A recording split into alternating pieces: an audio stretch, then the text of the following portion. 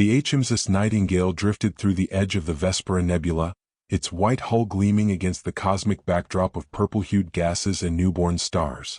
As the flagship medical vessel of the Terran Alliance, the Nightingale represented humanity's greatest achievement in interstellar medicine, a floating hospital twice the size of the ancient aircraft carriers from old Earth, equipped with everything from emergency trauma units to specialized xenobiological research labs. Commander Koros Fennec stood on the bridge, his weathered face illuminated by holographic displays showing the ship's trajectory toward the Resian colony of Ether 9. The colonists were suffering from a mysterious respiratory ailment that had already claimed 37 lives. The Nightingale carried not only medical supplies but also the brilliant Dr. Liridian Vex, Earth's foremost xenopathologist. "Commander," called Lieutenant Tavin from the sensor station, her voice tight with sudden concern. "Unidentified vessels approaching at high velocity. Their signature doesn't match any known Alliance craft." Fennec frowned. "This is a demilitarized zone. Show me." The main view screen flickered to display 7 sleek, predatory vessels with distinctive angular hulls of deep obsidian. Each ship bore crescent-shaped wings that reminded Fennec of ancient scythes. "Veilscan warships," whispered Tavin. "Designation unknown." The Veilscans, a species of tall, four-armed beings with iridescent skin, had maintained an uneasy peace with the Terran Alliance for decades.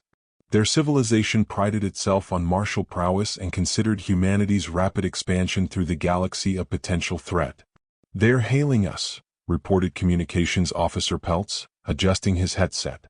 The screen shifted to reveal a Veilscan commander, his upper arms crossed in what humans had learned was a gesture of dominance. His lower arms rested on what appeared to be weapon controls.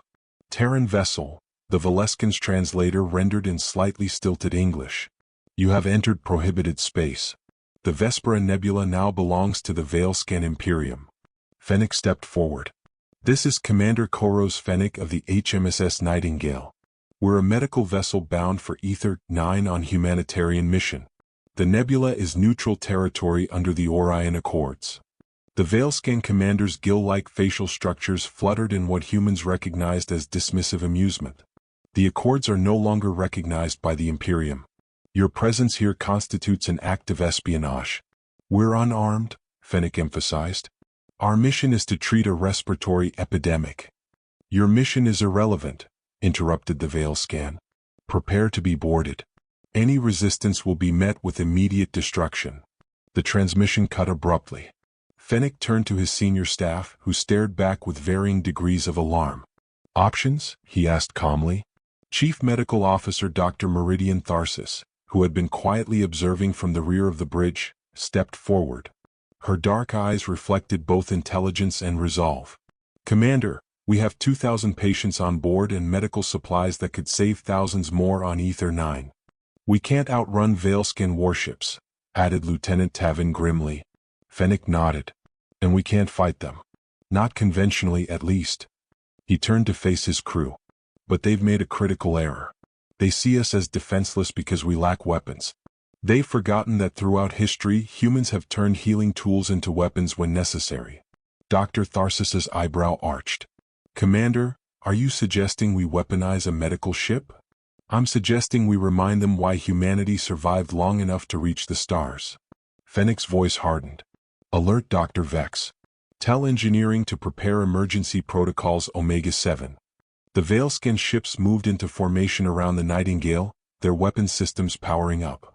To them, the medical ship appeared helpless, a pristine white dove surrounded by hawks.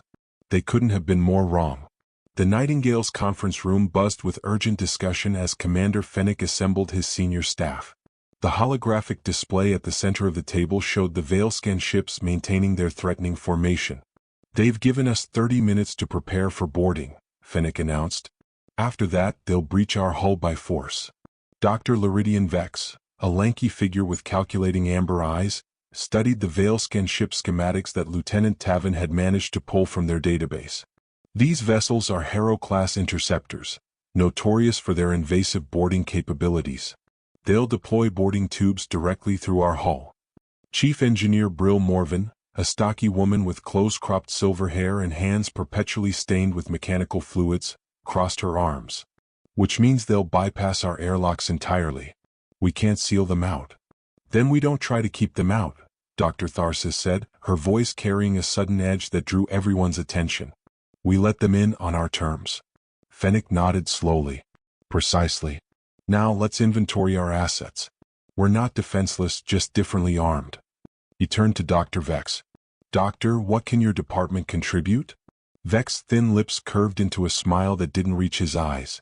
We have an extensive collection of anesthetic gases calibrated for various species. Veilskans have a unique respiratory system. Their lung capacity is 3 times that of humans, and they process oxygen differently. Which means, prompted Fennec, which means they're vulnerable to certain compounds that would be merely uncomfortable for humans. Our surgical anesthetics, at concentrated doses, could incapacitate them within seconds. Engineer Morvan leaned forward. I can reconfigure the ventilation system to disperse the gas precisely where we need it. We'll need to seal off patient wards, of course. What about their biosuits? Asked Lieutenant Tavin. Veilscan boarding parties will be fully equipped. Dr. Tharsis spoke up. Our surgical lasers. They're designed to cut through bone and tissue with microscopic precision. With some adjustment, they could penetrate Veilscan battle armor.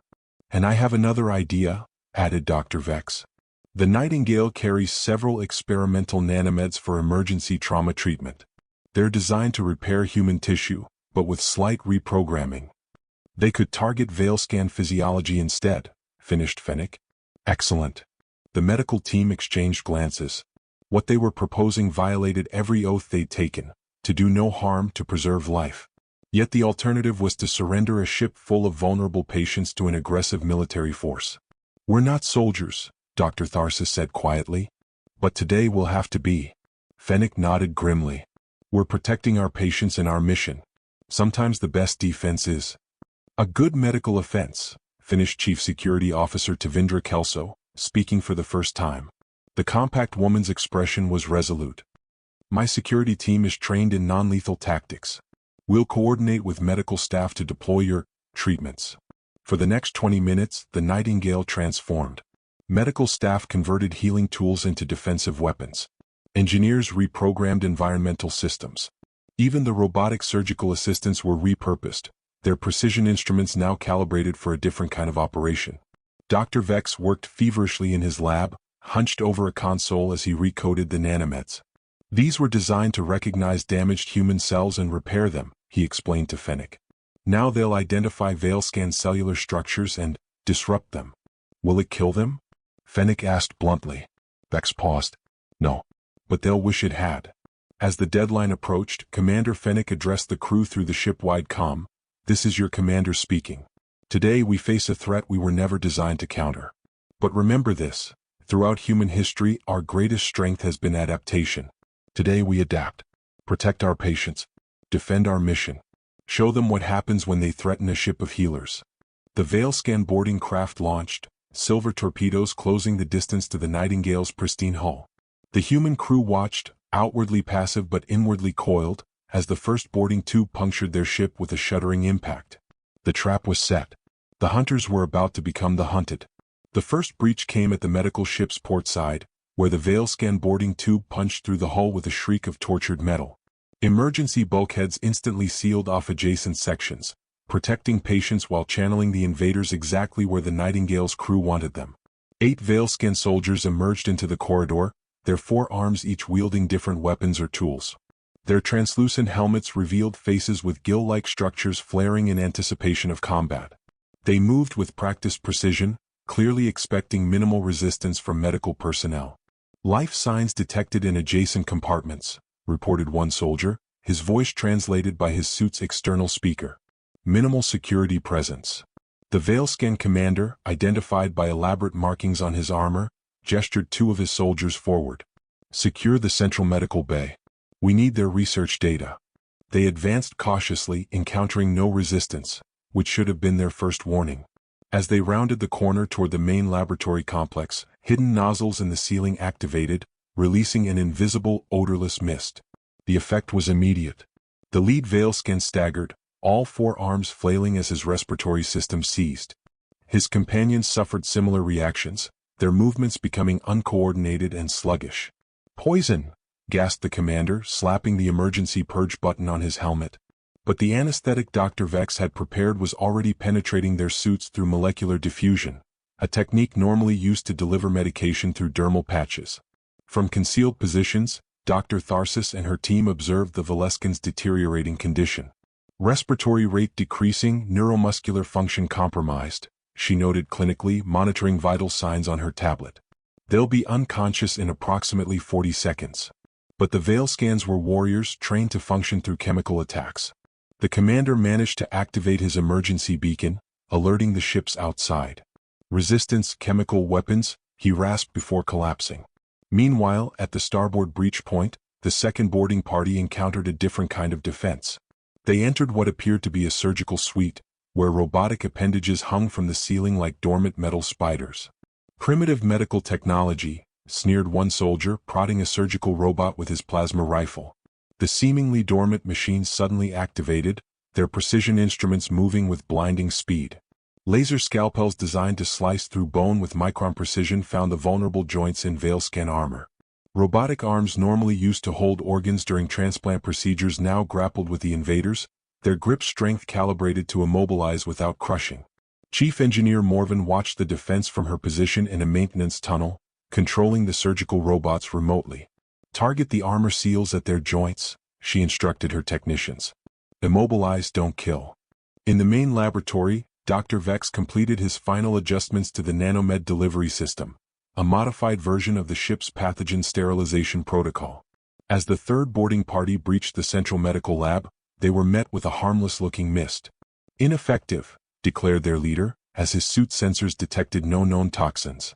But the nanomeds weren't toxins. They were microscopic machines, now programmed to specifically target the unique biochemistry of Valescan physiology. Within moments, the soldiers began experiencing symptoms that defied their training. Their armor seemed to constrict painfully as the nanomeds interfered with their neuromuscular junctions. Every movement became agony, yet their vital signs remained stable, exactly as Dr. Vex had designed. "Take biological samples," Commander Fennec instructed from the bridge. "We need to understand their physiology better if we're going to get out of this alive." On the bridge, Lieutenant Tavin monitored the Valescan fleet's reactions. "Commander, they're preparing to fire on us. Their weapons systems are powering up." Fennec had anticipated this. "Initiate Protocol Chimera." The Nightingale had one last desperate card to play. As a medical ship that often ventured into dangerous territories, it carried an experimental defensive system called the Bioelectric Shield. Originally designed to protect against cosmic radiation for patients with compromised immune systems. Engineer Morvan had reconfigured it to generate a massive electromagnetic pulse, carefully calibrated to disrupt Valescan ship systems without affecting the Nightingale's specially shielded medical equipment. "Pulse ready," reported Morvan over the comm, "but it'll drain our reserves. We'll have minimal power afterward." "Do it," ordered Fennec. The pulse radiated outward in an invisible wave, washing over the Valescan ships. Their lights flickered and died as their systems temporarily failed. Weapons powering down, engines stalling, communications silenced. Inside the Nightingale, the crew moved swiftly to secure the incapacitated boarding parties. Security Officer Kelso supervised as they were disarmed and placed in secured medical bays. "What now, Commander?" asked Dr. Tharsis, surveying the subdued invaders. Fennec's expression was grim but determined. "Now we negotiate, from a position of strength." The Nightingale's bridge hummed with tense energy as Commander Fennec prepared for the most critical negotiation of his career. The electromagnetic pulse had bought them time, but Valescan systems would soon recover. Outside, the 7 warships drifted powerless, but Fennec knew their predicament was temporary. "Status of the boarding parties?" he asked, studying the tactical display. Lieutenant Tavin consulted her console. "All 26 intruders secured and stable. No casualties on either side." "And our patients?" Dr. Tharsis nodded with professional satisfaction. "Protected." The protective bulkheads maintained isolation protocols throughout the engagement. Fennec nodded. "Excellent. Now for the hard part." He turned to Officer Peltz. "Prepare to broadcast on all Valescan frequencies. We need visual and audio communication the moment their systems come back online." While they waited, Dr. Vex completed his analysis of the Valescan biological samples. His findings made him pause. "Commander," he called from the science station, "you need to see this." Fennec crossed to his station, studying the scrolling data. "What am I looking at?" "Cellular degradation consistent with radiation poisoning," explained Vex, pointing to microscopic images of veil scan tissue. "But not from conventional radiation sources. This appears to be from prolonged exposure to the specific radiation signature of the Vespera Nebula." Understanding dawned on Fennec's face. "They're sick. That's why they're claiming this territory." "Precisely. Their tissues can't process the radiation like ours can," Vex continued. "The nebula is slowly killing them, but they need something here. Something worth dying for." This revelation changed everything. Fennec returned to the command chair, his mind racing through new possibilities. "Can we treat this condition?" Dr. Tharsis joined them, studying the data. "Theoretically, yes. We have radiation protocols developed for mining colonies near neutron stars. With modification." "Commander," interrupted Peltz, "Veilskin flagship is regaining power. Communications coming online now." The main view screen flickered to life, revealing the Veilscan commander. His gill structures were flared in what humans had learned to recognize as barely controlled rage. "You have committed an act of war," he began without preamble, his translator rendering his clicking speech into harsh, clipped words. "Your medical vessel has attacked Imperium warriors and disabled our fleet." Fennec remained calm. "After you violated neutral space, threatened an unarmed medical ship, and attempted to board us by force. I'm transmitting visual confirmation that your boarding parties are unharmed, merely sedated and contained. Return our warriors immediately," demanded the Veil scan. "I will," Fennec replied, "but first, let's discuss why you're really here. Your troops are suffering from radiation poisoning specific to the Vespera Nebula. You're not here to expand territory, you're desperate." The Veilscan commander's gill structures suddenly stilled, a sign of shock.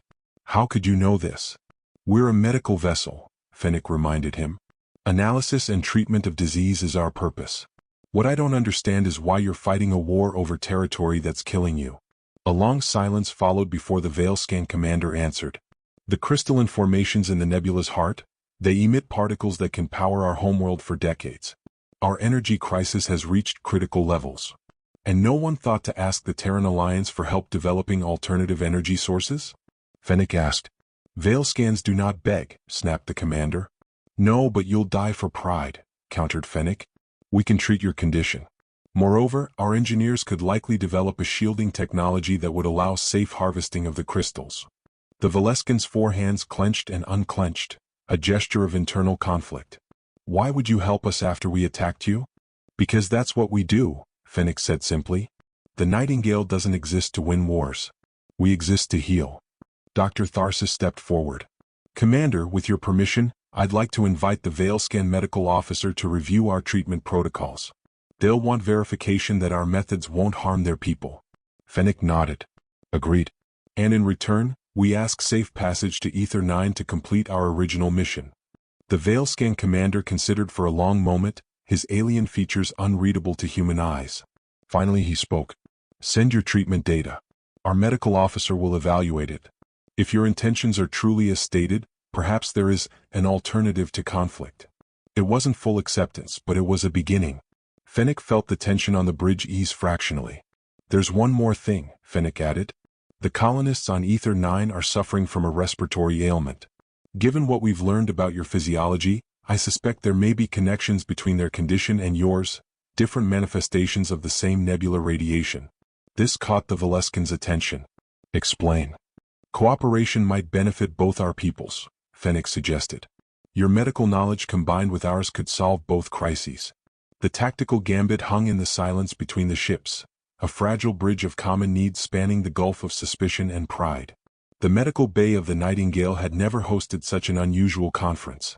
Around a circular table sat Commander Fennec and Dr. Tharsis, facing the Veilscan medical officer, Trelzan, and their second commander, Nivor. The Valescan's four arms were folded in various positions denoting caution and interest, a contradictory stance that reflected their internal conflict. Between them hovered a three-dimensional holographic model of the Vespera Nebula, color-coded to show radiation levels. "Your analysis is correct," admitted Trelzan, manipulating the hologram with his lower arms while his upper arms gestured to specific regions. "The radiation signature matches the cellular degradation in our warriors. Dr. Vex highlighted a section of the model. And here is where the human colony on Ether 9 is located. Notice the similar radiation pattern, though at lower intensity. Different biology, different symptoms, same cause, summarized Dr. Tharsis. Your people experience it as systemic cellular degradation. Humans experience it primarily as respiratory distress. Second Commander Nivor leaned forward. If this is true, why have your colonists not evacuated? Because they don't know the cause, explained Fennec. They thought it was a pathogen, something they could contain and cure. By the time they realized it might be environmental, too many were ill to safely transport. Engineer Morvan joined the conference, carrying a small device that she placed on the table. This is a prototype shield modulator we use to protect particularly radiation-sensitive patients. It creates a biocompatible field that neutralizes specific radiation frequencies. Trelzan picked up the device, turning it with his multiple hands. Fascinating. Our shields focus on blocking all radiation, an inefficient approach that consumes enormous power. Exactly, nodded Morvan. We target only the harmful frequencies. With modification, this technology could be adapted to protect your crystal harvesting operations. The discussion continued for hours, medical and engineering concepts flowing between the species as the foundation of trust slowly solidified. Dr. Vex and his team demonstrated the treatment protocol they developed, while the Veil scans shared their extensive knowledge of the nebula's properties. We need to test the modified shield on a small scale, Fennec eventually proposed. A joint mission to collect crystal samples safely. Second Commander Nivor's gill structures fluttered in what humans were beginning to recognize as thoughtful consideration. You would share this technology freely? Not freely, corrected Fennec. In exchange for peace, safe passage to Ether 9, and the establishment of a joint research outpost in the nebula. The Imperium does not collaborate with other species, Nivor stated flatly. Dr. Tharsis raised an eyebrow. Then the Imperium will continue to sacrifice warriors needlessly to radiation poisoning. Is that preferable to cooperation? Silence fell across the table. Then, surprisingly, Trelzan spoke up.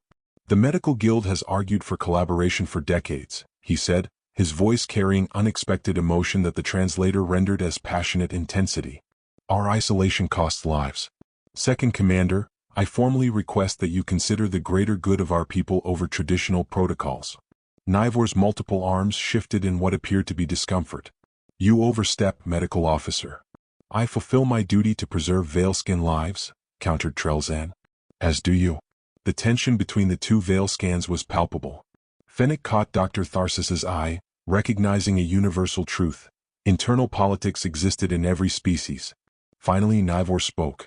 I will recommend a provisional agreement to the fleet commander, contingent on successful demonstration of your shield technology. It wasn't full commitment, but it was progress. As the meeting adjourned, Fennec walked with Dr. Tharsis through the corridors of the Nightingale. Do you think it will hold? She asked quietly. I think necessity is a powerful motivator, he replied. Their energy crisis is real, and their pride won't heat their homes or power their cities. Preparation for the joint mission began immediately. The Nightingale's engineering team worked alongside Veilscan specialists to modify a shuttle with the experimental shield technology. Dr. Vex and Trelzan developed protocols to monitor radiation exposure during the mission. Commander Fennec insisted on leading the mission himself, alongside Second Commander Nivor. If the demonstration failed, he wanted the responsibility to be his. As the modified shuttle prepared to launch, Fennec addressed the mixed crew of humans and Veilscans. What we attempt today isn't just about technology or resources, he said, looking from face to face, human and alien alike. It's about proving that different species can solve problems together that neither could solve alone. The shuttle bay doors opened to reveal the swirling purples and blues of the Vespera Nebula. The shuttle launched, carrying with it the fragile hope of an unlikely alliance born from conflict. Behind them, the Nightingale and the Veilscan fleet maintained their uneasy truce, waiting to see if cooperation could succeed where confrontation had failed. The modified shuttle sliced through the multicolored gases of the Vespera Nebula, its shields glowing with a subtle blue luminescence where they intercepted harmful radiation. Inside, Commander Fennec and Second Commander Nivor monitored the shield performance while Engineer Morvan made continuous adjustments to the frequencies. Radiation levels holding steady, reported Fennec, studying his console. Shield integrity at 94%. Nivor's gill structures fluttered in what humans now recognized as guarded optimism. Impressive. Our previous attempts never maintained integrity above 70%. The shuttle approached the heart of the nebula where the crystalline formations clustered most densely. These natural structures, formed over millennia by the unique stellar conditions of Vespera, glittered like diamonds suspended in cosmic watercolor. "Beginning crystal extraction test," announced Morven, activating the modified harvesting beam. The technology was elegant in its simplicity, a combination of human medical shielding and veilscan energy collection techniques. As the beam engaged, a crystal the size of a human fist was carefully extracted from its formation and drawn into the shuttle's collection chamber. "Containment stable," confirmed Morven. "No radiation leakage." For the first time since their encounter began, Nivor's posture relaxed noticeably. "This works." "It does," agreed Fennec. "And there's more than enough crystal mass in this nebula to supply both our needs for centuries." As they collected additional samples, the shuttle's sensors detected something unexpected, a secondary radiation signature emanating from within the crystals themselves. "This is remarkable," exclaimed Trelzan over the comm link from the Nightingale, where he was monitoring their biological readings. "The crystal structure appears to contain properties that could help repair cellular damage, the very damage caused by the nebula's radiation." Dr. Vex, also monitoring from the medical ship, concurred. "It's like finding both poison and antidote in the same location. Nature's balance." The implications were profound. The very resource the Veilscans sought for energy could also be refined into a treatment for their radiation sickness. Moreover, the same principles could be applied to develop treatments for the human colonists on Ether 9. "This isn't just an energy source," Fennec realized. "It's a medical breakthrough." When the shuttle returned to the Nightingale, the atmosphere had transformed. The Veilscan fleet commander himself had transferred to the human vessel to witness the results. His initial skepticism gave way to cautious acceptance as the evidence was presented. "Your medical ship has accomplished what our military could not," he acknowledged, his translator struggling to convey the complex emotions in his voice. "Perhaps there is wisdom in your approach." In the days that followed, a remarkable collaboration unfolded. The Nightingale proceeded to Ether 9, now escorted by Veilscan vessels as protection rather than as captors. Veilscan medical officers worked alongside human doctors, combining their knowledge to develop treatments for the colonists. Meanwhile, human engineers shared their shielding technology, allowing the Veilscans to safely harvest the crystals they desperately needed. A formal agreement was drafted, establishing shared rights to the nebula's resources and a joint research facility to explore the crystal's full potential. On the final day before the Nightingale would depart for its next mission, Commander Fennec found himself on the observation deck, gazing at the nebula's swirling beauty. He was joined by Dr. Tharsis and the Veilscan fleet commander. "Your ship will be remembered in Veilscan history," stated the fleet commander. "Not as an enemy, but as the vessel that changed our understanding of strength." "How so?" asked Fennec. "We believed strength lay in conquest," the Veilscan explained. "You showed us that sometimes the strongest approach is to heal rather than harm." Dr. Tharsis smiled. "That's the paradox of medicine. Sometimes the most powerful thing you can do is not what you can destroy but what you can repair." As the Nightingale prepared to depart, the Veilscan fleet formed an honor guard, their ships arranged in a formation typically reserved for returning war heroes. For a vessel that carried not a single weapon, it was a profound tribute. On the bridge, Commander Fennec took his seat, reflecting on how quickly circumstances had changed. A week ago, they had faced seemingly insurmountable odds against an overwhelming military force. Now they departed not only having fulfilled their original mission to Ether 9, but having established peace with a formerly hostile species. "Set course for Starbase Elysium," he ordered. "Standard speed." "Incoming transmission from the Veilscan flagship," reported Officer Peltz. The screen displayed the fleet commander, who offered a formal gesture of respect with all four arms. "Until we meet again, Nightingale. Your actions have shown us that there are many forms of courage. We will not forget." As the Nightingale pulled away from the nebula, its white hull once again pristine and symbolic of its peaceful mission, the crew knew they had achieved something remarkable. They had transformed a potential tragedy into triumph, not through superior firepower or military might, but through the very qualities that defined their vessel: healing, ingenuity, and the fundamental human quality of turning adversity into opportunity. The medical ship that had been so gravely underestimated now left behind not devastation, but cooperation, proof that sometimes the most powerful weapons in humanity's arsenal were not those that destroyed, but those that built, healed, and united.